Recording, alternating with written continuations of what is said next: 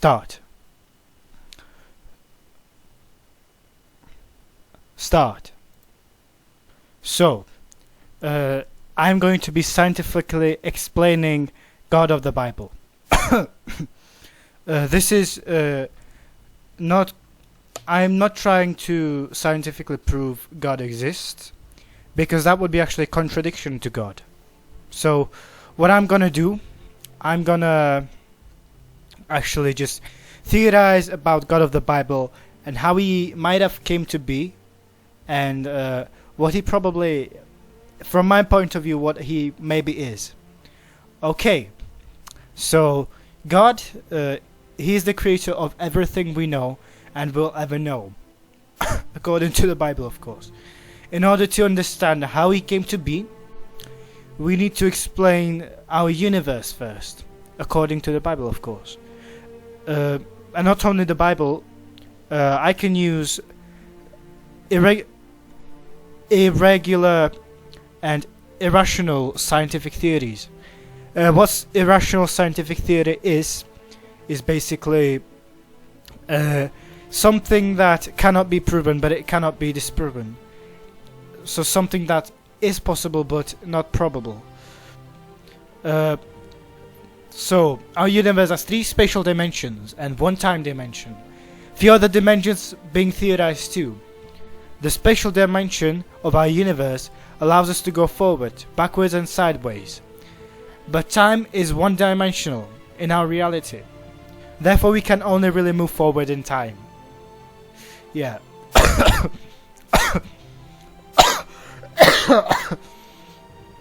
Because we cannot... You can see, this is practical evidence of our universe. We can go one way, other way, and sideways. But we can only go forwards in time. And yeah, time is actually tricky. A really bright, clever, smart man called... I think he's called Black Science Man. But he said that time is also a dimension, and I completely agree with him. Because he said that time... his explanation for time will be, if you're trying to meet someone, it will be somewhere, and at what time. So it is actually a dimension. So this is where I get to start explaining God of the Bible, of course, irrationally. You can't prove it or disprove it. So God lives in heaven, and heaven has infinite size and time. That is proven in the Bible. Therefore it is only reasonable to assume heaven has many more dimensions than us. Possibly 4 spatial dimensions and 3 dimensions of time. With 3 dimensions of time... 3 dimensions of time basically theorizes, irrationally, that you can interact with time as if it was space. You can move through space, either one way or the other way, and in time, if time was 3-dimensional in our reality, then basically you could go to the future, to the past, or outside of it. And God is actually outside of time, and he can move forwards and backwards. So that is actually really mind-blowing. So he can be anywhere and everything. That's why he is all-powerful. It explains it in the Bible. So because he can move through time, he cannot die. He's basically immortal. Yeah, he's basically immortal. He was there in paradise with Adam. He lives in all seconds at once. That is why he is all-knowing. In heaven, the 4 dimensions of space also play a big role. Yeah, that is correct. Because in heaven, you can go spatially forward, backward, to side, and it is also doubled, as well as you can go inwards in something. This is why God can interact with atoms. He can interact with everything on an atomic level. Did you ever think about that? Did you ever think about how God does his miracles?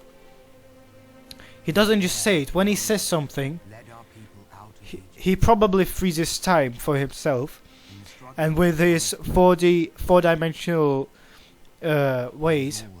capabilities, he can easily manipulate anything in our 3D world.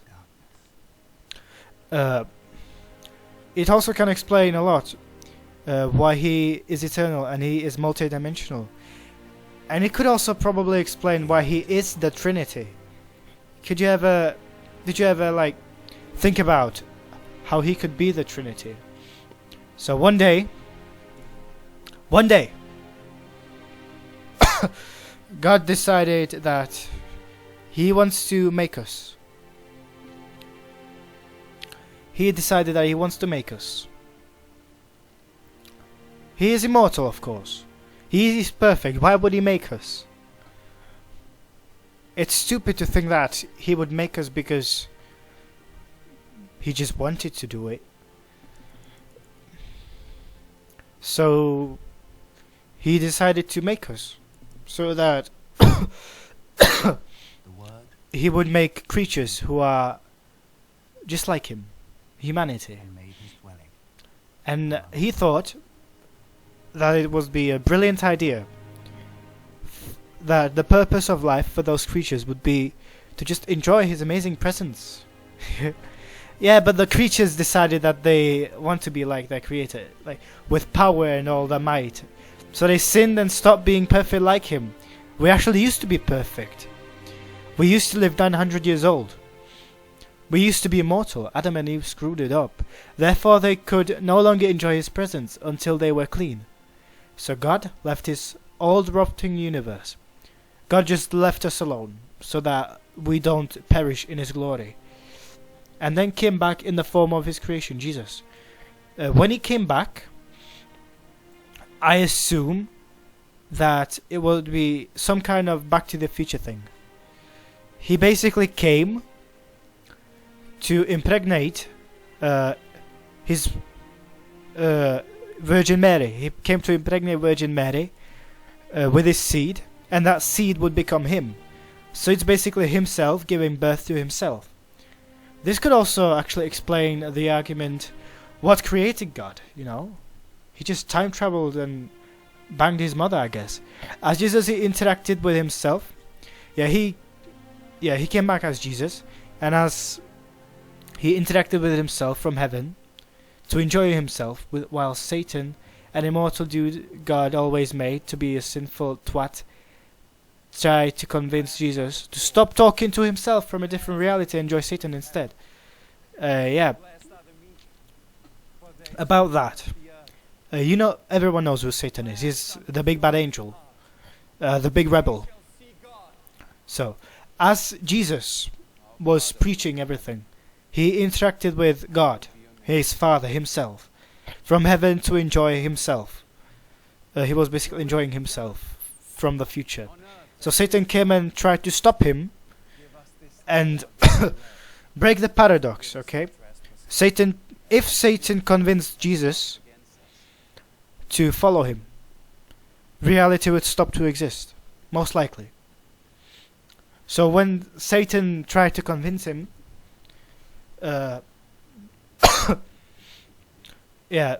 when Satan tried to convince him, Jesus basically just said, "Nuh-uh, you are filthy, leave me alone, son."